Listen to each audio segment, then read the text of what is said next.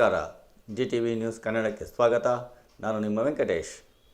ಮಾಗಡಿ ತಾಲೂಕಿನ ಮತ್ತಾ ಗ್ರಾಮದಲ್ಲಿ ಮಾಗಡಿಯ ಸರ್ಕಾರಿ ಪ್ರಥಮ ದರ್ಜೆ ಕಾಲೇಜು ವತಿಯಿಂದ ಎನ್ಎಸ್ಎಸ್ ಶಿಬಿರವನ್ನು ನಡೆಸಲಾಯಿತು. ಈ ಶಿಬಿರದಲ್ಲಿ ಎನ್ಎಸ್ಎಸ್ ವಿದ್ಯಾರ್ಥಿನಿಯರು ಮತ್ತಾ ಗ್ರಾಮದ ಶ್ರೀ ಶನೇಶ್ವರ ಸ್ವಾಮಿ ದೇವಾಲಯದ ಸುತ್ತಮುತ್ತ ಹಾಗೂ ಗ್ರಾಮದಲ್ಲಿ ಸ್ವಚ್ಛತಾ ಕಾರ್ಯಕ್ರಮವನ್ನು ನಡೆಸಿದರು. ಈ ಸಂದರ್ಭದಲ್ಲಿ ಎನ್ಎಸ್ಎಸ್ ವಿದ್ಯಾರ್ಥಿನಿಯರು ಶಿಬಿರದ ಬಗ್ಗೆ ತಮ್ಮ ಅನಿಸಿಕೆ ಹಾಗೂ ಅಭಿಪ್ರಾಯವನ್ನು ಮಾಧ್ಯಮದೊಂದಿಗೆ ಹಂಚಿಕೊಂಡರು.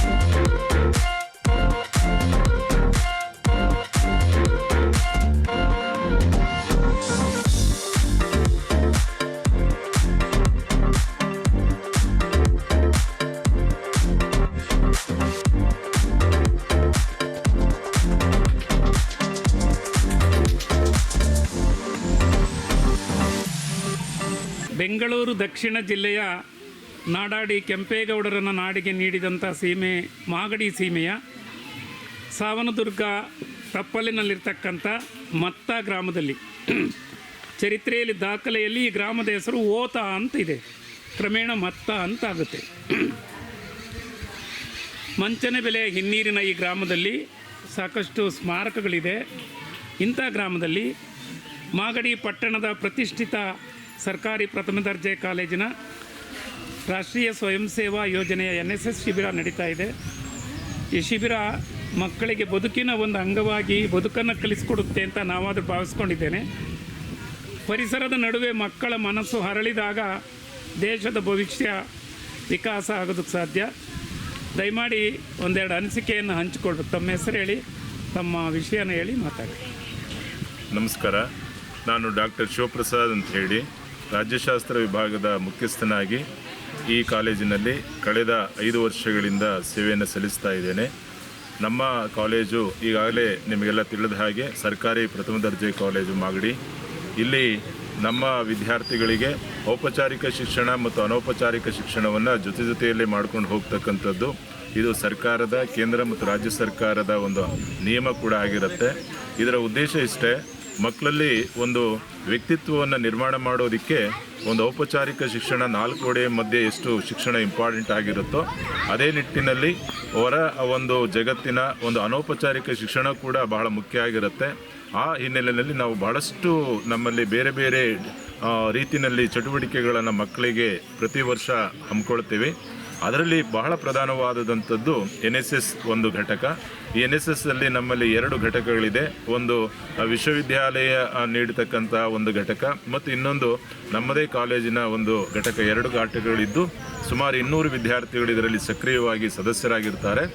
ಇಲ್ಲಿ ಇದರ ಒಂದು ಯೂನಿವರ್ಸಿಟಿ ಮತ್ತು ನಮ್ಮ ರಾಜ್ಯ ಸರ್ಕಾರ ನಿಯಮದ ಪ್ರಕಾರ ನಾವು ಪ್ರತಿ ವರ್ಷ ಈ ವಿದ್ಯಾರ್ಥಿಗಳನ್ನ ಕಾಲೇಜಿನಿಂದ ಹೊರಗಡೆ 1 ವಾರಗಳ ಕಾಲ ಹೊರಗಡೆ ಕರ್ಕೊಂಡು ಬಂದು ಒಂದು ಸಮಾಜದ ಪರಿಸರವನ್ನು ಒಂದು ವಾಸ್ತವವಾಗಿ ಅವರ ಅನುಭವವನ್ನು ತಂದುಕೊಡೋದಕ್ಕೆ ಈ ಒಂದು ಇದನ್ನು ಮಾಡಿರ್ತಕ್ಕಂಥದ್ದು. ಇಲ್ಲಿ ಮುಖ್ಯವಾಗಿ ಮಕ್ಕಳು ಈ ಪರಿಸರದಲ್ಲಿ ಬೆರೆತು ಇಲ್ಲಿನ ಕನಿಷ್ಠ ಸೌಲಭ್ಯಗಳಲ್ಲಿ ಇದ್ದುಕೊಂಡು ಅವರು ಇಲ್ಲಿ ಒಂದು ಸಮಾಜ ಸೇವೆಯನ್ನು ಮಾಡ್ತಕ್ಕಂಥದ್ದು. ಅದರಲ್ಲೂ ಇಲ್ಲಿ ಬಂದಿರತಕ್ಕಂಥ ಎಲ್ಲ ವಿದ್ಯಾರ್ಥಿಗಳು BA, BCom, BSc, BBA ಎಲ್ಲ ಸ್ಟ್ರೀಮಿನ ವಿದ್ಯಾರ್ಥಿಗಳು ಇರ್ತಾರೆ. ಇಲ್ಲಿ ಮುಖ್ಯವಾಗಿ ಅವರು ಸ್ವಇಚ್ಛೆಯಿಂದ ಬಂದು ಸಮಾಜ ಸೇವೆಯನ್ನು ತಮ್ಮ ಕೈಲಾದಷ್ಟು ತಮ್ಮ ಏನು ಮಾನವ ಶ್ರಮ ಇರುತ್ತೆ ಅದನ್ನು ಸಮಾಜಕ್ಕೆ ಒಂದು ಅಲ್ಪ ಸೇವೆಯನ್ನು ಮಾಡಬೇಕು ಅನ್ನೋ ಕಾರಣಕ್ಕೆ ಇಲ್ಲಿ ಬಂದಿದ್ದಾರೆ. ಇಲ್ಲಿ ನಾವು ಈ ವರ್ಷ ಪ್ರತಿ ವರ್ಷ ಬೇರೆ ಬೇರೆ ಹಳ್ಳಿಗಳನ್ನು ಆಯ್ಕೆ ಮಾಡ್ಕೊಳ್ತೀವಿ ತಾಲೂಕಿನಾದ್ಯಂತ. ಈ ವರ್ಷ ನಾವು ಮತ್ತ ಗ್ರಾಮವನ್ನು ಆಯ್ಕೆ ಮಾಡಿಕೊಂಡು ಅದರಲ್ಲಿ ಪ್ರಧಾನವಾಗಿ ಈ ಒಂದು ಘಟಕದ ಸಂಚಾಲಕರಾಗಿ GT ರಂಗನಾಥ್ ಅಂತ ಹೇಳಿ ಸೋಷಿಯಾಲಜಿ ಡಿಪಾರ್ಟ್ಮೆಂಟಿನ ಮುಖ್ಯಸ್ಥರು, ಹಾಗೆ ಉಮೇಶ್ KS ಅಂತ ಹೇಳಿ ಅವರು ಕೂಡ ಈ 2 ಘಟಕಗಳ ಮುಖ್ಯಸ್ಥರಾಗಿ ಸಂಚಾಲಕರಾಗಿ ತುಂಬ ಅರ್ಥಪೂರ್ಣವಾಗಿ ಈ ಕಾರ್ಯಕ್ರಮವನ್ನು ವರ್ಷ ಪೂರ್ತಿ ನಡೆಸ್ಕೊಂಡು ಬಂದಿರ್ತಾರೆ. ಅವರಿಬ್ಬರು ಜಂಟಿಯಾಗಿ ಈ ಒಂದು ಹಳ್ಳಿಯನ್ನು ಆಯ್ಕೆ ಮಾಡಿಕೊಂಡು ವಿದ್ಯಾರ್ಥಿಗಳನ್ನು 1 ವಾರಗಳ ಕಾಲ ಇಲ್ಲಿ ಈ ಹಳ್ಳಿನಲ್ಲಿ ತೊಡಗಿಸಿ ಇಲ್ಲಿರ್ತಕ್ಕಂಥ ಕೊರತೆಗಳು ಮತ್ತು ಇಲ್ಲಿನ ಊರಿನ ಗ್ರಾಮಸ್ಥರಿಗೆ ಅರಿವನ್ನು ಮೂಡಿಸ್ತಕ್ಕಂಥದ್ದು, ನೈರ್ಮಲ್ಯದ ಬಗ್ಗೆ ಅರಿವು ಮತ್ತು ಪರಿಸರ, ಜಲ ಸಂರಕ್ಷಣೆ ಇತ್ಯಾದಿಗಳನ್ನು ತುಂಬ ಅರ್ಥಪೂರ್ಣವಾದಂತಹ ವಿಚಾರಗಳನ್ನು ಮುಂದಿಟ್ಟುಕೊಂಡು ಆ ಹಳ್ಳಿಯ ಜನರಿಗೆ ಅರಿವನ್ನು ಮೂಡಿಸ್ತಾ ತಾವು ಕೂಡ ಅದರಲ್ಲಿ ಒಂದು ಭಾಗವಾಗಿ ಒಂದು ಅರ್ಥಪೂರ್ಣವಾದಂಥ ಒಂದು ವ್ಯಕ್ತಿತ್ವವನ್ನು ರೂಪಿಸಿಕೊಂಡು ಅವರ ಮುಂದಿನ ಭವಿಷ್ಯಕ್ಕೆ ಈ ಒಂದು ಸ್ವ ಅನುಭವವನ್ನು ಪಡಿತಕ್ಕಂಥ ಒಂದು ನೈಜವಾದಂಥ ಒಂದು ಕಾರ್ಯ ಆಗಿರುತ್ತೆ. ಆ ಹಿನ್ನೆಲೆಯಲ್ಲಿ ಈ ಒಂದು ಏನು ಇದೆ ಈ ವಿಶೇಷ ನಾವು ಶಿಬಿರದ 5ನೇ ದಿನ ಮಕ್ಕಳು ಭಾಳ ಅರ್ಥಪೂರ್ಣವಾಗಿ ಈ ಒಂದು ವಾತಾವರಣದಲ್ಲಿ ಸುಂದರವಾದ ವಾತಾವರಣದಲ್ಲಿ ತಮ್ಮ ಶ್ರಮದಾನವನ್ನು ಮಾಡ್ತಾ ಇರತಕ್ಕಂಥದ್ದು ನಮಗೆಲ್ಲ ತಿಳಿದಂಥ ವಿಚಾರ ಅಂತ ಹೇಳ್ತಾ ಮಾತಾಡೋದಕ್ಕೆ ಅವಕಾಶ ಮಾಡಿಕೊಟ್ಟ ಎಲ್ರಿಗೂ ವಂದನೆಗಳು. ಅಕ್ಷರದ ಅರಿವಿನ ಜೊತೆಗೆ ಬದುಕನ್ನು ಕಟ್ಟಿಕೊಡ್ತಕ್ಕಂಥ ನೆಲೆಯನ್ನು ಒದಗಿಸ್ತಕ್ಕಂಥ ವ್ಯವಸ್ಥೆಯನ್ನು ಮಾಡಿಕೊಂಡಿರ್ತಕ್ಕಂಥ ಡಾಕ್ಟರ್ ಶಿವಪ್ರಸಾದ್ ಮತ್ತು ತಂಡಕ್ಕೆ ಕೃತಜ್ಞತೆಗಳು. ಮಾಗಡಿ ತಾಲೂಕಿನ ಮತ್ತ ಗ್ರಾಮದಲ್ಲಿ ಪಟ್ಟಣದ ಸರ್ಕಾರಿ ಪ್ರಥಮ ದರ್ಜೆ ಕಾಲೇಜಿನ NSS ಶಿಬಿರ ನಡೀತಾ ಇದೆ. ಈ ಶಿಬಿರದಲ್ಲಿ ವಾಣಿಜ್ಯ ವಿಭಾಗದ ಪ್ರಥಮ ವರ್ಷದ ವಿದ್ಯಾರ್ಥಿನಿ ದೀಪಿಕಾ ಭಾಗವಹಿಸಿದ್ದಾರೆ. ದೀಪಿಕಾ, NSS ಶಿಬಿರದಲ್ಲಿ ತಮ್ಮ ಅನುಭವಗಳನ್ನು ಹಂಚಿಕೊಳ್ಳಮ್ಮ. ಎಲ್ಲರಿಗೂ ನಮಸ್ಕಾರ. ನನ್ನ ಹೆಸರು ದೀಪಿಕಾ. ನಾನು ಮಾಗಡಿ ಪ್ರಥಮ ದರ್ಜೆಯಲ್ಲಿ ಫಸ್ಟ್ ಇಯರ್ BComನಲ್ಲಿ ಓದ್ತಿದ್ದೇನೆ. ನನ್ನ ಟೀಮ್ ನೇಮ್ ಬಂದು ಕಾವೇರಿ. ನನಗೆ NSS ಕ್ಯಾಂಪ್ ಬಗ್ಗೆ ಮೊದಲು ನನಗೇನು ತಿಳುವಳಿಕೆ ಇರಲಿಲ್ಲ. ಇಲ್ಲಿಗೆ ಬರೋಕ್ಕೂ ಮುಂಚೆ ಇಲ್ಲಿಗೆ ಬಂದಾಲೆ ನಾವು ಆಲ್ರೆಡಿ 3 ಡೇಸ್ ಕಳೆದಿದ್ದೀವಿ. ಈ 3 ಡೇಸಲ್ಲಿ ಇಲ್ಲಿ ನಾನು ಕಲ್ತಿರೋದೇನೆಂದರೆ ಯಾವ ರೀತಿ ಇರಬೇಕು, ಇಲ್ಲಿ ಯಾವ ಥರ ಹಳ್ಳಿ ಜೀವನ ಅಂದರೆ ಹೇಗೆ ಹೊಂದ್ಕೊಂಡು ಹೋಗಬೇಕು ಅನ್ನೋದನ್ನು ಕಲ್ತಿದ್ದೀನಿ. ಮತ್ತು ಇಲ್ಲಿ ಜನಗಳೇ ಆಗಲಿ, ಇಲ್ಲಿ ನಮ್ಗೆ ನೋಡ್ಕೋತಾ ಇರೋವಂಥ ಲೆಕ್ಚರರ್ಸೇ ಆಗಲಿ ತುಂಬ ಸಪೋರ್ಟಿವ್ ಆಗಿದ್ದಾರೆ. ಹಾಗೆ ನಮ್ಮ ಟೀಮ್ ಮೆಂಬರ್ಸ್ ಕೂಡ ತುಂಬ ಸಪೋರ್ಟಿವ್ ಆಗಿದ್ದಾರೆ. ಅಷ್ಟೇ ಹೇಳೋಕ್ಕೆ ಇಷ್ಟಪಡ್ತೀನಿ. ಸರಿ, ನೀವು ಇಲ್ಲಿ 3 ದಿನ ಆಯಿತು ಅಂತ ಹೇಳಿದ್ರಲ್ಲ, ಏನೆಲ್ಲ ಕಾರ್ಯಕ್ರಮಗಳನ್ನು ಮಾಡಿದ್ದೀರಾ ಇಲ್ಲಿ? ನಾವು ಬಂದಿದ್ದು ಮೊದಲನೇ ದಿನ ಟೀಮ್ ವರ್ಕ್ ಎಲ್ಲ ಇತ್ತು. ಸ್ವಲ್ಪ ನಾವು ಸ್ಕೂಲಲ್ಲೇ ಟೈಮ್ ಕಳೆದ್ವಿ. ಸೆಕೆಂಡ್ ಡೇ ಬಂದುಬಿಟ್ಟು ಮೆಡಿಕಲ್ ಟೆಸ್ಟ್ ಇತ್ತು, ಕ್ಯಾಂಪ್ ಇತ್ತು. ಸೊ ಅಲ್ಲಿ ಸ್ವಲ್ಪ ಹಳ್ಳಿ ಜನಗಳಿಗೆ ಬ್ಲಡ್ ಚೆಕ್ ಮಾಡಿಸೋದು, ಕರ್ಕೊಬರೋದು, ಅವ್ರು ಕರ್ಕೊಂಡು ಹೋಗೋದು, ಅವ್ರ ವ್ಯವಸ್ಥೆನ ಸ್ವಲ್ಪ ನೋಡ್ಕೊಂಡಿದ್ವಿ. 2ನೇ ದಿನ ಬಂದುಬಿಟ್ಟು ಇಲ್ಲಿರೋ ದೇವಸ್ಥಾನದ ಸುತ್ತ ಕ್ಲೀನ್ ಮಾಡಿದ್ವಿ. ಚರಂಡಿ ಎಲ್ಲ ಕ್ಲೀನ್ ಮಾಡಿ ಮತ್ತು ಏನೇನು ಪ್ರೋಸೆಸ್ ಇರುತ್ತೋ ಅದನ್ನೆಲ್ಲ ಕಂಪ್ಲೀಟ್ ಮಾಡಿದ್ವಿ. ವಿಶ್ವಕಂಡ ಶಾಂತಿ ಪುರುಷ ಮೋಹನದಾಸ ಕರಮಚಂದ ಗಾಂಧೀಜಿಯವರು ಹಳ್ಳಿಗಳು ಭಾರತದ ಆತ್ಮಗಳು ಅಂತ ಕರೀತಾರೆ. ರಾಮರಾಜ್ಯವೇ ರಾಮರಾಜ್ಯ ಅಂತ ಕರೀತಾರೆ. ಸೇವೆ ಭಗವಂತನ ಪೂಜೆಗೆ ಸಮಾನ ಅಂತ ಕರೀತಾರೆ. ಮಕ್ಕಳು ಇವತ್ತು ಸರ್ಕಾರಿ ಪ್ರಥಮ ದರ್ಜೆ ಕಾಲೇಜಿನ ಮಕ್ಕಳು ಮತ್ತ ಗ್ರಾಮದಲ್ಲಿ ಭಕ್ತಾಗ್ರೇಸ ನರಸಿಂಹಯ್ಯನವರು ಆರಂಭಿಸಿದಂಥ ಗುರು ಶನೇಶ್ವರ ದೇವಸ್ಥಾನ ಸನ್ನಿಧಿನಲ್ಲಿ ಗ್ರಾಮದಲ್ಲಿ ಸ್ವಚ್ಛತೆ ಅರಿವನ್ನು ಉಂಟು ಮಾಡಿದ್ದಾರೆ. ಈಗ ವಿದ್ಯಾಶ್ರೀ ವಿದ್ಯಾ ತಮ್ಮ ಅನಿಸಿಕೆಯನ್ನು ಹಂಚಿಕೊಳ್ತಾರೆ. ಮಾತಾಡ ಮಗಳೇ. ನನ್ನ ಹೆಸರು ವಿದ್ಯಾ ಅಂತ. ನಾನು ಫೈನಲ್ ಇಯರ್ BComಲ್ಲಿ ಓದ್ತಾ ಇರೋದು. GFGC Magadi college. ನಾನು 3 ವರ್ಷದಿಂದ NSS ಕ್ಯಾಂಪಿಗೆ ಬರ್ತಿದ್ದೀನಿ. ಈ ವರ್ಷ ಮತ್ತ ಗ್ರಾಮದಲ್ಲಿ ಹಮ್ಮಿಕೊಂಡಿದ್ದೀವಿ NSS ಕ್ಯಾಂಪ್ನ. ಗಾಂಧೀಜಿಯವರ ಮೊದಲೇ ಉದ್ದೇಶ ಆಗಿದೆ ಗ್ರಾಮಗಳನ್ನ ಅಭಿವೃದ್ಧಿ ಮಾಡಬೇಕು ಅಂತ. ಈ NSS ಕ್ಯಾಂಪಲ್ಲಿ ಯಾವುದೇ ಫೆಸಿಲಿಟೀಸ್ ಇಲ್ದೇ ಇರೋದ್ರಲ್ಲೇ ಅಡ್ಜಸ್ಟ್ ಮಾಡ್ಕೊಂಡು ಹೋಗೋದನ್ನೇ ಕಲಿಸೋದನ್ನೇ NSS ಕ್ಯಾಂಪು. NSS ಕ್ಯಾಂಪಲ್ಲಿ ಏನು ಕಲಿತೀವಿ ಅಂತಂದರೆ ಲೀಡರ್ಶಿಪ್ಪು, ಟೀಮ್ ಕಮ್ಯುನಿಕೇಷನ್ನು, ಭೇದ ಭಾವ ಇಲ್ದೇ ಒಗ್ಗಟ್ಟಿನಿಂದ ಇರೋದು, ಎಲ್ಲರೂ ಒಂದೇ ಸಮ ಅಂತ ನೋಡೋದು, ಯಾವುದೇ ಅನುಕೂಲಗಳಿಲ್ದೇ ಇರೋದ್ರಲ್ಲಿ ಹೊಂದ್ಕೊಂಡು ಹೋಗೋದೇ NSS ಕ್ಯಾಂಪ್ನ ಕಲಿಸ್ಕೊಡೋದು. ಸರಿ, ನಿಮ್ಮ NSS ಶಿಬಿರದಲ್ಲಿ ಬೆಳಗ್ಗೆಯಿಂದ ಸಂಜೆವರೆಗೂ ಏನೆಲ್ಲ ಶಿಬಿರದ ಕಾರ್ಯಕ್ರಮ ಮಾಡ್ತೀರಾ? ಬೆಳಗ್ಗೆ 6 ಗಂಟೆಗೆ ಎಲ್ಲರೂ ಎದ್ದೊಳ್ತಾರೆ. ನಿತ್ಯ ಕಾರ್ಯಗಳು ಏನಿರುತ್ತೋ ಎಲ್ಲ ಮುಗಿಸ್ಕೋತಾರೆ. 6:15ಗೆ ಧ್ವಜಾರೋಹಣ ಸ್ಟಾರ್ಟ್ ಆಗುತ್ತೆ.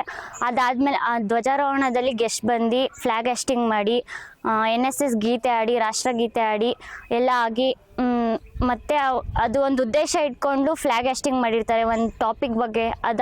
ಅದ್ರ ಬಗ್ಗೆ ಎಲ್ಲ ಇನ್ಫಾರ್ಮೇಷನ್ನ ಎಲ್ಲ ಸ್ಟೂಡೆಂಟ್ಸಿಗೆ ತಿಳಿಸಿ ಅದೆಲ್ಲ ಆದಮೇಲೆ ಕಾಫಿ ಟೀ ಬ್ರೇಕಿಗೆ ಕೊಡ್ತಾರೆ. ಅದೆಲ್ಲ ಮುಗಿಸಿ ಶ್ರಮದಾನಕ್ಕೆ ಓಡಾಡಬೇಕು. ಅಷ್ಟರಲ್ಲಿ ಟಿಫನಿಗೆ 8 o'clock ಟಿಫನಿಗೆ ಬಿಡ್ತಾರೆ. ಟಿಫನ್ ಎಲ್ಲ ಮುಗಿಸ್ಕೊಂಡು ಶ್ರಮದಾನ ಮಾಡ್ತೀವಿ.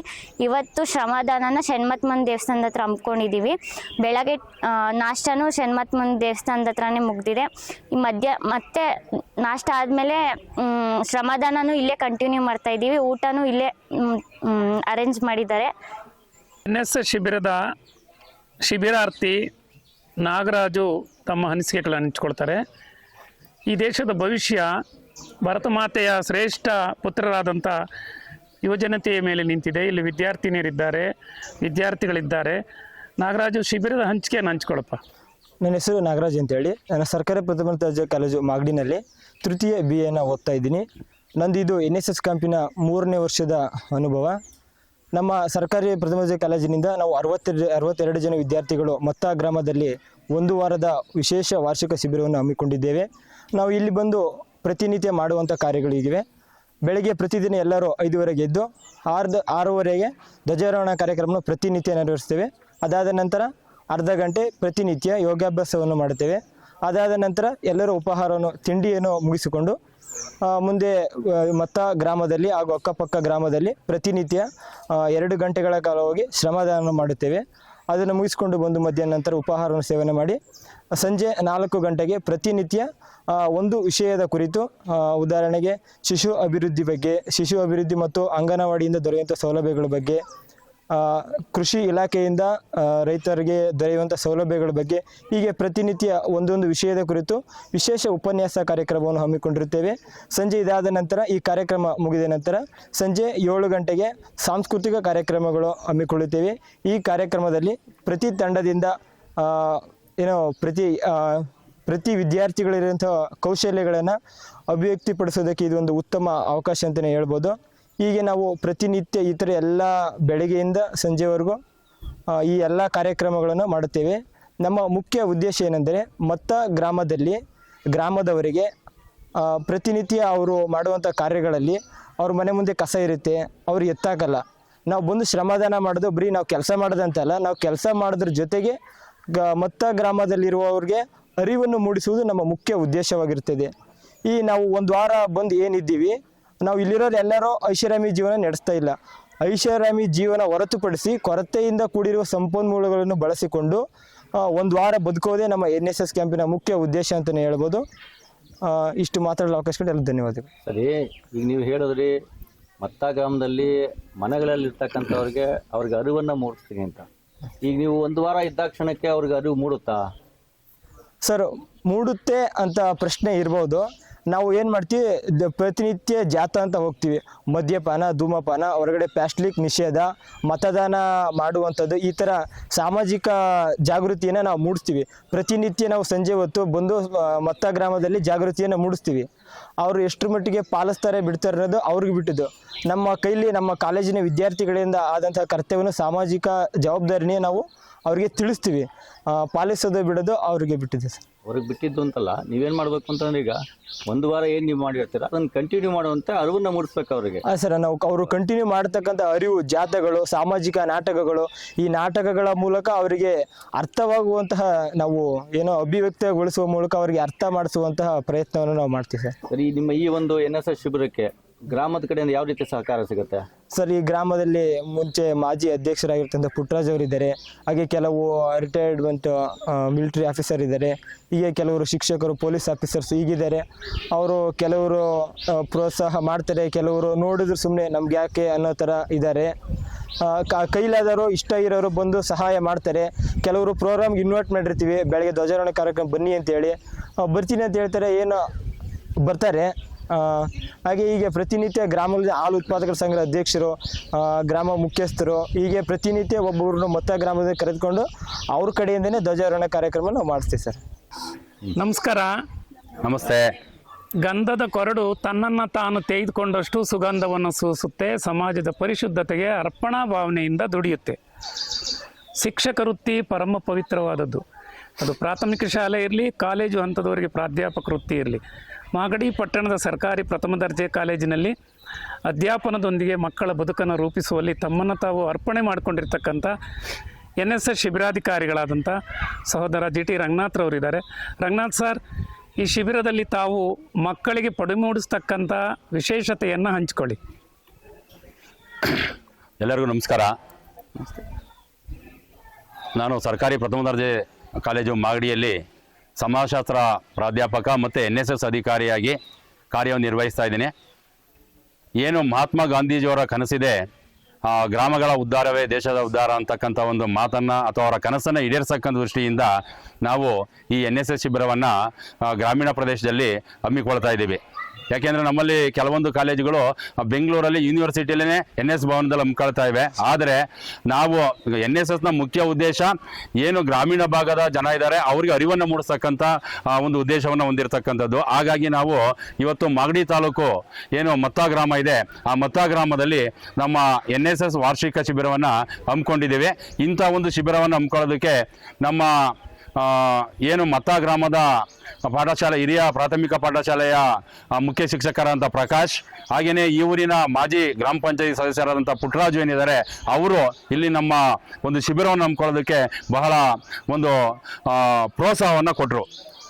ಇಂತಹ ಒಂದು ಏನು ವಿಶೇಷ ಶಿಬಿರ ಇದೆ, ಈ ಶಿಬಿರವನ್ನು ನಾವು ದಿನಾಂಕ 6/5/2026ರಿಂದ 12/5/2026ವರೆಗೆ ಹಮ್ಮಿಕೊಂಡಿದ್ದು, ಮೊದಲನೇ ದಿವಸ ಉದ್ಘಾಟನೆಯನ್ನು ಮಾಡಿದ್ವಿ. ಮಾನ್ಯ ಶಾಸಕರನ್ನು ನಾವು ಇನ್ವೈಟ್ ಮಾಡಿದ್ವಿ. ಅವರು ಅನಿವಾರ್ಯ ಕಾರಣದಿಂದ ಬರೋಕ್ಕಾಗಲಿಲ್ಲ.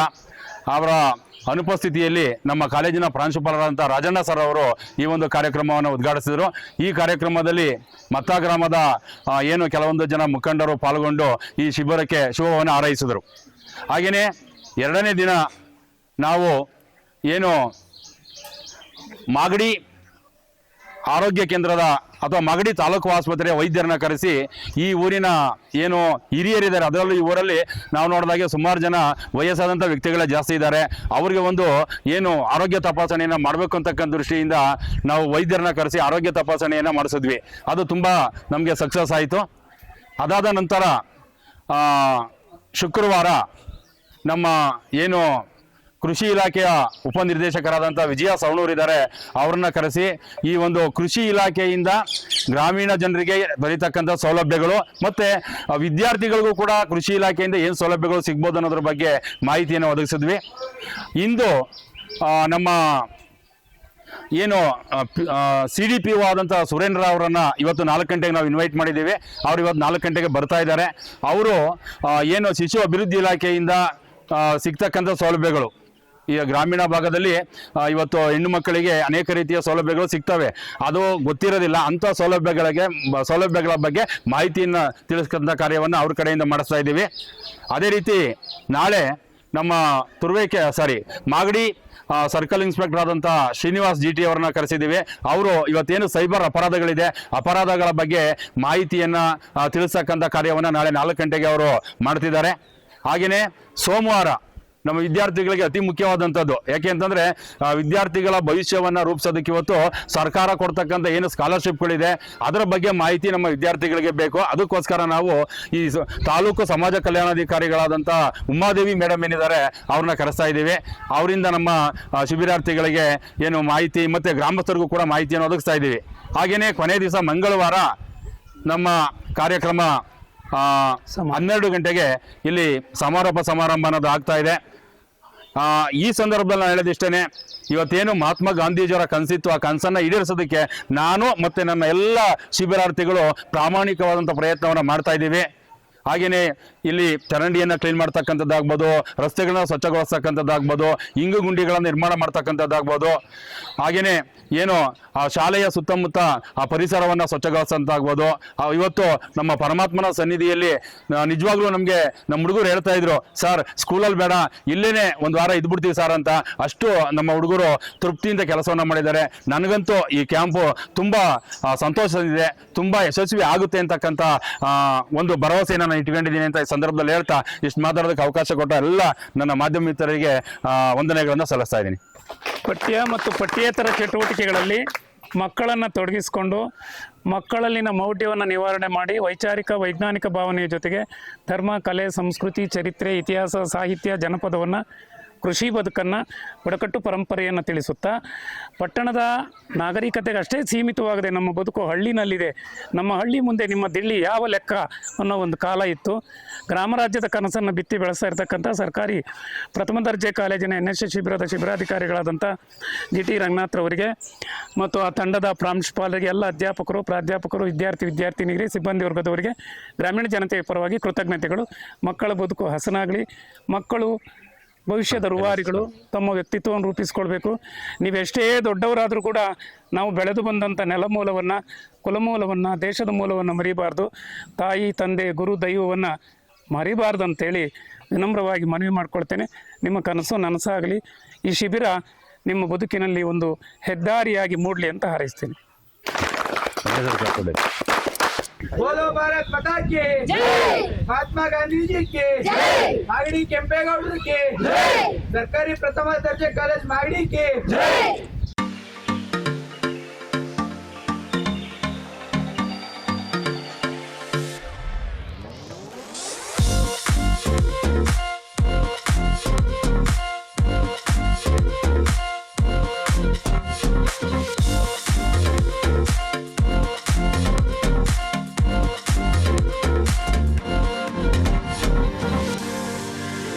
बोलो भारत माता की महात्मा गांधी जी की मागड़ी केंपेगौडर की सरकारी प्रथम दर्जे कॉलेज मागड़ी की